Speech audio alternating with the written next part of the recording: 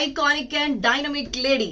గ్రామీణ స్థాయి నుండి రాష్ట్ర స్థాయి వరకు మహిళా శిశు సంక్షేమమే ధ్యేయంగా, పంచాయతీ రూరల్ అభ్యున్నతే ఆశయంగా, ఆదివాసుల ఆత్మస్థైర్యానికి నిదర్శనంగా నిలిచిన మన అందరం కూడా సీతక్క అని ప్రేమగా పిలుచుకునేటువంటి మనందరి సీతక్క రేడియో సిటీ 91.1 FM కి విచ్చేయటం చాలా ఆనందంగా ఉంది. Thank you so much Seethakka. మీ ఆనందాన్ని చూస్తే నాకు ఇంకా 100 రెట్లు 1000 రెట్ల ఆనందం వచ్చింది.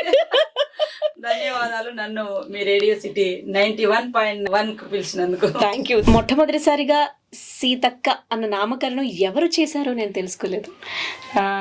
అంటే ఉద్యమంలో ఒక పెద్ద ఆయన చనిపోయింది ఎన్కౌంటర్లో, ఆయన చేసి అనంతరెడ్డి అని. మంచి పేరు పెట్టారు కదా. ఇంత గొప్ప పేరు అయిపోతుందని ఆయన కూడా బహుశా అప్పుడు ఊహించుండరేమో. ఆయన పాపం కొన్నాళ్ళకే చనిపోయిన తర్వాత. ఇక మాట్లాడుకోవాల్సింది మహిళా సందర్భం, మహిళా దినోత్సవం ఇది, మహిళల సందర్భం ఇది, మహిళల నెల అనాలి. అసలు సంవత్సరం అంతా వాళ్ళదే, ఒక్కరోజు ఒక్క నెల ఏమిటి. అయితే మహిళా శిశు సంక్షేమ రంగాల్లో సాధించినటువంటి మైలురాయి గురించి, సాధించాలి అనుకుంటున్నటువంటి కొన్ని విజయాల గురించి ముందు. వాస్తవానికి అంటే మేము వచ్చి 2.5-3 months అవుతుంది.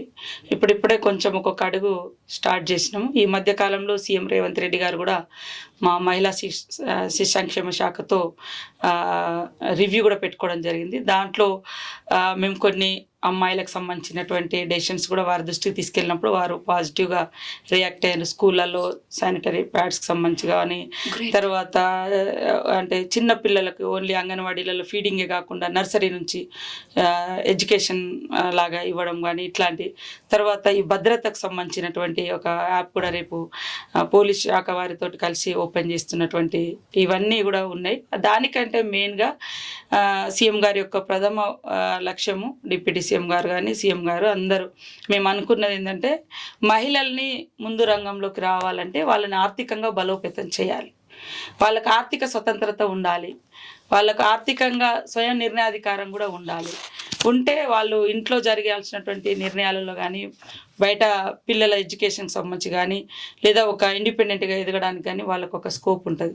కాబట్టి మహిళా సంఘాల ద్వారా వాళ్ళ యొక్క ఆర్థిక వ్యవస్థను బలోపేతం చేయడం కోసం స్మాల్ వెండర్స్ లాగా, చిన్న కుటీర పరిశ్రమల్లాగా వాటి మీద ఫోకస్ పెడుతున్నాం. ఇంకా అవన్నిటితో ఆ సంఘాలతో ఇంటరాక్ట్ అవుతున్నారు. ఫస్ట్ ఆదిలాబాద్కి వచ్చారు, అక్కడ వారి యొక్క కష్టాలు నష్టాలు విజయాలు, తర్వాత కొడంగల్లో పెట్టారు. రేపు 12వ తారీఖు నాడు ఇక్కడ హైదరాబాద్లో కూడా దాదాపు 1,00,000 మంది మహిళలతో ఒక పెద్ద మీటింగ్ కూడా ఏర్పాటు చేసి వాళ్ళకి సంబంధించినటువంటి ఆర్థిక భారం వారి మీద పడకుండా మరి వాళ్ళకు లోన్స్ కానీ, ఫ్రీ లోన్స్ ఇవ్వడం కానీ, తర్వాత స్మాల్ స్కేల్ ఇండస్ట్రీస్ లాగా ఏర్పాటు చేయడం కానీ, ఇవన్నిటి మీద దానిలో భాగంగానే మొదటి నిర్ణయం కూడా మా 6 గ్యారంటీలలో సోనియమ్మ గారి గ్యారంటీ ఉచిత బస్సు ప్రయాణం. చాలా మంది ఆనందిస్తున్నారు. ఎందుకంటే అది పెట్టినప్పుడు కొందరికి నచ్చలేదు, కానీ ఇప్పుడు మీరు ఉంటారు, చిన్న మధ్య తరగతి వాళ్ళు ఉంటారు, ఆ రోజు బస్సుకు వచ్చిపోవాలంటే కనీసం ఒక 100 రూపాయలైనా ఖర్చు అవుతుంది. అట్లా మినిమంగా 3,000-4,000 రూపీస్ వాళ్ళకు బెనిఫిట్ అవుతుంది ఈ పథకం మూలంగా. కాబట్టి మహిళలకు ఆ రకంగా మనం ఆర్థిక భారం లేకుండా చేసినట్టే కదా. ఇప్పుడు గ్యాస్ కూడా వంటింట్లో పోగానే ఎంత మనం ఈక్వాలిటీ గురించి మాట్లాడుకున్నా పాపం లేడీస్ మీదనే భారం పడుతుంటుంది. కాబట్టి 500కే గ్యాస్ సిలిండర్ ఇవ్వడం, ఇంట్లో కూడా కరెంటు అంటే ఫస్ట్ కట్టాల్సింది మెయిన్గా లేడీసే ఇంట్లో ఉంటారు కాబట్టి 0 బిల్ ఇస్తున్నాం, 200 యూనిట్స్ వరకు ఫ్రీగా. తర్వాత ఇప్పుడు నెక్స్ట్ ఇంకా ఇందిరమ్మ ఇండ్లు, తర్వాత ఉమెన్ గ్రూప్స్లో మన లోన్లు అంటే ఎలాంటి వడ్డీ లేకుండా అలాంటి స్కీమ్స్ కూడా పెడుతున్నాం. సో ముఖ్యంగా మహిళల్ని, కాంగ్రెస్ అంటేనే ఉమెన్ ఓరియంటెడ్ పార్టీ.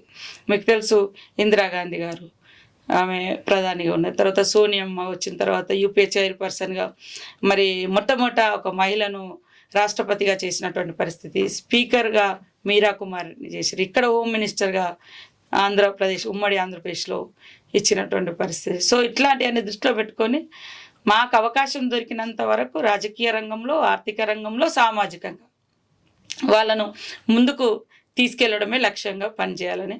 అదే కాకుండా ఇప్పటి వరకు ఉమెన్లో కూడా హిమోగ్లోబిన్ తక్కువ ఉండి ఎనిమిక్గా తయారవుతున్నారు, 50% ఉంది. వాళ్ళ ఆరోగ్యం కూడా ఎట్లా చేయాలి అంటే శక్తివంతంగా, దానికోసం మేము ఒకటి తీసుకున్నాం. 12 కంటే ఎక్కువ, 12 కంటే ఎక్కువ 12 కంటే ఎక్కువ అంటే 12% బ్లడ్ కంపల్సరీ ఉండాలి కదా, దానికంటే ఎక్కువ ఉంటే మనం శక్తివంతులం అనేది కూడా మా ఉమెన్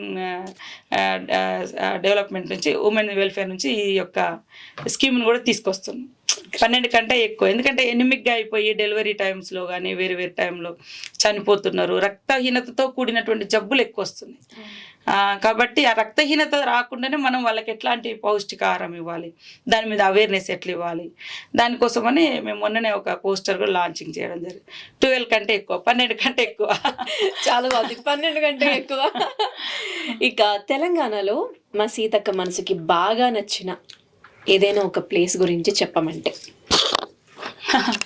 మా అడవులు, మా ఏరియా, మా ములుగు. అంతేనా? బాగా ఇష్టం అవి.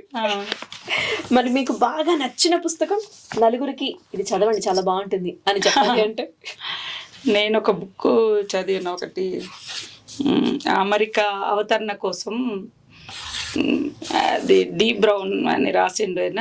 నేను చాలా రోజులు ఈ మధ్య కాలంలో, అంటే ఈనాటి అమెరికా అవతరణకు ముందు అక్కడ రెడ్ ఇండియన్స్ ఎంతమంది ఏ రకమైనటువంటి ఊచకోతకు గురైనరు, ఇంత అందమైన నగరం అభివృద్ధి వెనుక ఎంత రక్తపాతం ఉంది. అది నాకు ఇష్టమైన బుక్. కానీ ఈ మధ్య చాలా రోజులైంది చూడక, బాగా చదివినది. బాధ అంటే చదువుతుంటే ఏడుస్తా ఉంటాం అన్నట్టు, అంత మనసుకు హత్తుకుపోతుంది. అయ్యో ఇలా అయిపోయింది.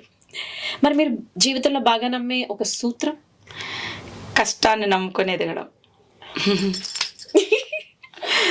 ఓకే. తెలంగాణలో మినిస్ట్రీ ఆఫ్ విమెన్ మరియు చైల్డ్ వెల్ఫేర్ యొక్క గమ్యం ఏమిటి? ఉమెన్ సేఫ్టీ ఉండాలి, ఉమెన్ ఆర్థికంగా ఉండాలి, స్వయం నిర్ణయాధికారం ఉండాలి, బాలల మీద బాలికల మీద ఎలాంటి హింస లేకుండా స్వేచ్ఛాయుతమైనటువంటి వాతావరణంలో వారు చదువుకోవాలి, ఆడాలి, పాడాలి, మంచి ఫుడ్ వారికి అందాలి, పేదరికం వారి మీద భారం కాకూడదు, పేదరికం వారి యొక్క ఆరోగ్యాన్ని దెబ్బతీయకూడదు. దానికోసం మేము హైదరాబాద్ లాంటి నగరాలలో కూడా మొబైల్ అంగన్వాడీ సెంటర్స్, ఎందుకంటే పల్లెల నుంచి చాలామంది వలస కూలీలు ఇక్కడికి వస్తున్నారు. ఎందుకు వస్తున్నారు? వాళ్ళు పేదవాళ్ళు కాబట్టి. కానీ ఇక్కడికి వచ్చిన తర్వాత వాళ్ళ పిల్లలకు కూడా మనం పౌష్టికారం దొరకడం లేదు, వాళ్ళే పేదవాళ్ళు కాబట్టి. సో అట్లాంటివి కూడా మేము ఐడెంటిఫై చేసి పెట్టాలని నిర్ణయం తీసుకున్నాం. కాబట్టి ప్రతి పిల్లలు మంచి ఆరోగ్యంగా ఉండాలి, ఆనందంగా ఉండాలి. ఎడ్యుకేషన్ చిన్నతనం నుంచే వాళ్ళకు మంచి ఫుడ్తో పాటు విద్యను కూడా అందించాలి. ఇట్లాంటి లక్ష్యాలను కొన్ని ఇప్పుడు నిర్దేశించుకొని ముందుకెళ్తున్నాం. అవన్నీ తొందరలోనే ప్రారంభిస్తాం మేము. నా సైడ్ నుంచి ఇది ఆఖరి ప్రశ్న. తర్వాత మా ఏపీడీ గారు ఆర్జే సిద్ధు ఒక 2-3 విషయాలు మా సీతక్క మాటల్లో వినాలనుకుంటున్నారు. జస్ట్ 2-3. నేను అడగాలనుకునే మాట ఏంటంటే అక్క, గ్రామ స్థాయి నుంచి రాష్ట్ర స్థాయి వరకు మా అందరికి కేర్ ఆఫ్ అడ్రస్ సీతక్క.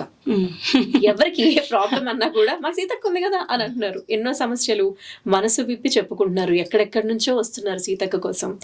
ఎందుకంటే చెప్పాను కదా, మీరే మాకు దిక్కు, పెద్ద దిక్కు. మరి ఈ మహిళా దినోత్సవం రోజున అందరూ మహిళలకు రేడియో సిటీ 91.1 FM ద్వారా మా సీతక్క ఏం చెప్తారు?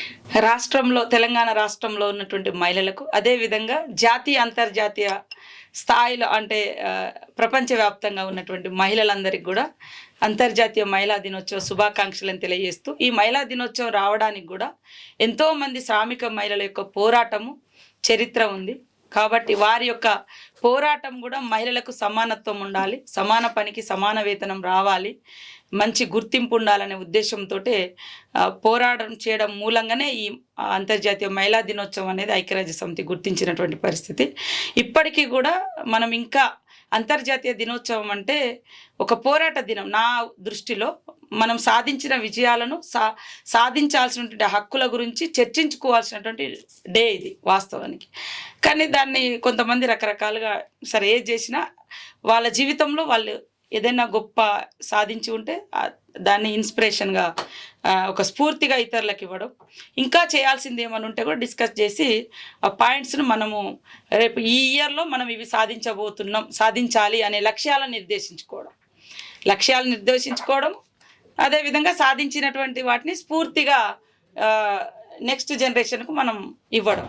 కాబట్టి ప్రతి ఒక్కరి జీవితంలో కష్టాలు, ఒడిదుడుకులు, సమస్యలు ఉంటాయి. అంతర్జాతీయ మహిళా దినోత్సవం కూడా మనకు ఉట్టిగేం రాలేదు. వందల సంవత్సరాల పోరాటాలతోటి, అంటే మహిళల పోరాటాల ఫలితంగా లాస్ట్గా వచ్చినటువంటిది. కాబట్టి ఈ సంవత్సరం అంతా కూడా మహిళల యొక్క ఆర్థిక ఎదుగుదల కోసం ఈ ఈసారి థీమ్ ఐక్యరాజ్య అంటే మహిళా అంతర్జాతీయ దినోత్సవం సందర్భంగా మనం ప్రకటించుకున్న లక్ష్యం ఏంటంటే ఆర్థిక ఎదుగుదల మహిళలలో ఉండాలి అని. సో అది రీచ్ కావడం కోసం మన స్థాయిలో అందరం కూడా కష్టపడదాం. ఆర్థికంగా బలోపేతం అవుతూనే రాజకీయ రంగంలో కూడా, నిర్ణయాధికారంలో కూడా మీరందరూ, నేను, మనమందరం మన స్థాయిలో, అది గ్రామ స్థాయి నుంచి ఢిల్లీ స్థాయి వరకు ఏ స్థాయిలో మీరున్నా కూడా ఆ స్థాయిలో మన నిర్ణయాధికారం ఉండే విధంగా ఉండాలని మనస్ఫూర్తిగా కోరుకుంటూ అందరికీ శుభాకాంక్షలు.